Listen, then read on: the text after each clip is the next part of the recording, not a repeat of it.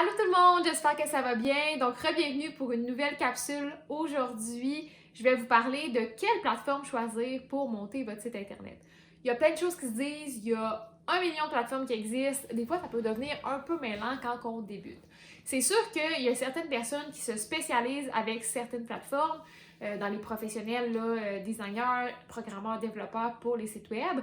Mais si vous voulez le monter vous-même ou du moins le commencer vous-même, des fois, c'est un petit peu difficile de savoir sur quelle plateforme on devrait se lancer. Donc, les 3 plateformes que je vais parler aujourd'hui, ça va être Wix, WordPress et Shopify. Donc, c'est les 3 plateformes que j'ai le plus expérimenté, que je connais le mieux, et c'est les 3 principales, comme je disais, qu'on voit le plus souvent passer. Il y a différentes raisons pourquoi on voudrait lancer un site web. Donc, si c'est pour faire un blog, partager des articles que tu fais avec tes amis, partager des souvenirs de voyage, faire un répertoire. Bref, si c'est quelque chose que tu ne veux pas nécessairement monétiser, que c'est vraiment un passe-temps, que c'est vraiment pour le fun, pour partager des informations, des connaissances, je te suggère pas d'y aller avec une plateforme qui va te coûter très cher en hébergement ou en frais mensuels. Je te dirais que la plateforme la plus simple à monter, ça va être sur Wix. C'est hyper user-friendly à monter. Tu vas juste drag and drop tes affaires, tu vas être capable de le monter. Il y a plein de beaux vidéos explicatifs pour t'aider à comprendre un petit peu comment monter certaines choses. Et évidemment, si c'est juste pour le fun et que tu n'as pas l'intention de faire des ventes, que tu n'as pas nécessairement une entreprise, tu n'iras pas payer un professionnel pour créer ton site web. Je veux dire, ça serait, à moins que tu aies bien de l'argent, là, mais souvent, on va le faire nous-mêmes à temps perdu. Puis, avec Wix, ça pourrait vraiment être une bonne solution. Le petit hic avec Wix, parce qu'il y a des gens, des fois, que professionnellement, pour une entreprise, utilisent Wix, pour l'avoir vécu, parfois, quand on fait des changements, surtout sur un site bilingue, il peut y avoir des bugs. Il y a des bugs au niveau de la vente en ligne. Et leur référencement, même quand on fait des campagnes de SEO, qui est le référencement, je pourrais en parler un petit peu plus tard dans une autre capsule, qu'est-ce qu'est le SEO et le référencement, mais Wix est comme mal réputé pour ça. Donc si c'est un blog pour le plaisir, ça ne te dérange pas. La journée que tu vas avoir une entreprise, que tu vas vouloir te faire voir, que tu vas vouloir faire des Facebook Ads, des Google Ads, que tu vas vouloir faire de l'argent à partir de ce site-là. Là, quand je dis faire de l'argent, c'est pas nécessairement vendre en ligne, c'est que des fois tu vends des services. C'est pas la meilleure plateforme Wix, mais c'est ça.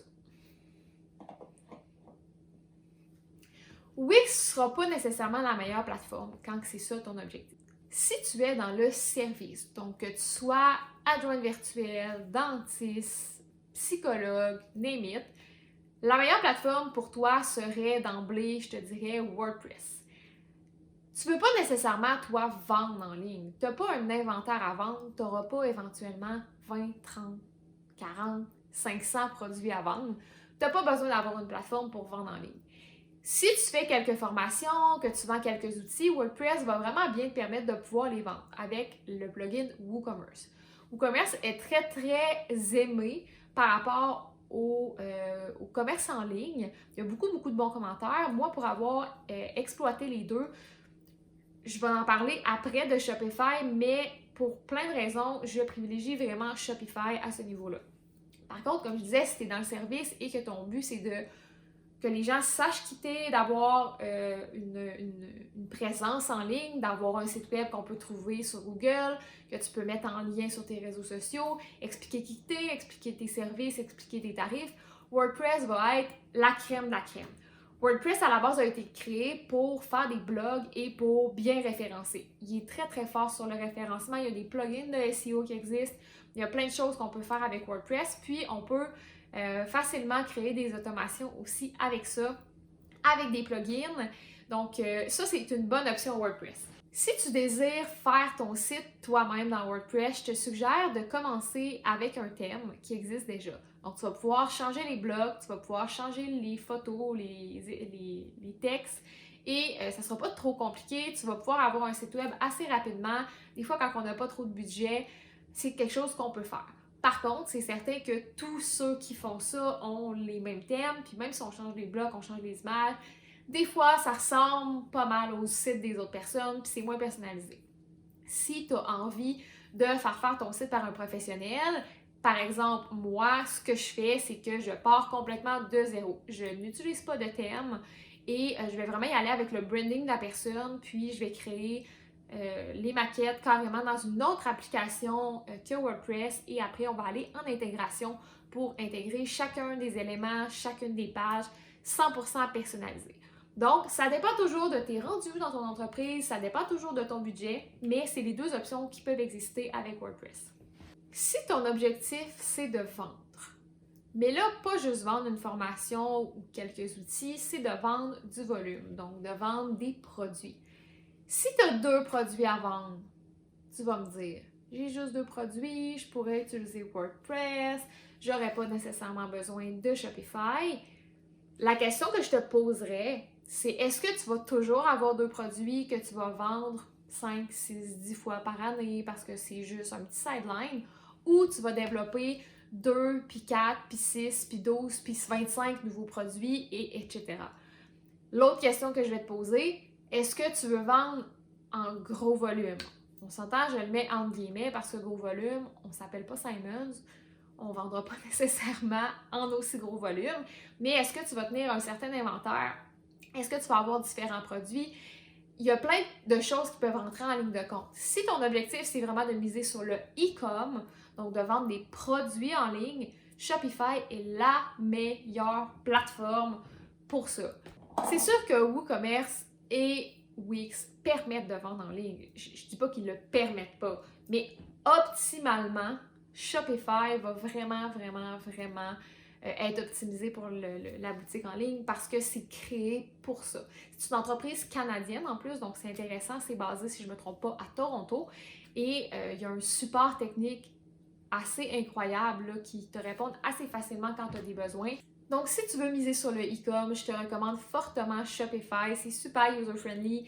Mes clients me disent toujours « Wow, c'est super simple, je pensais pas être capable de gérer ma boutique, gérer les commandes, c'est super facile, c'est super instinctif, c'est super user-friendly. » Et c'est vraiment la plateforme que je trouve personnellement pour avoir expérimenté les autres qui est il n'y a pas de bug, il y a du soutien technique, il y a plein de plugins qu'on peut mettre. C'est vraiment super.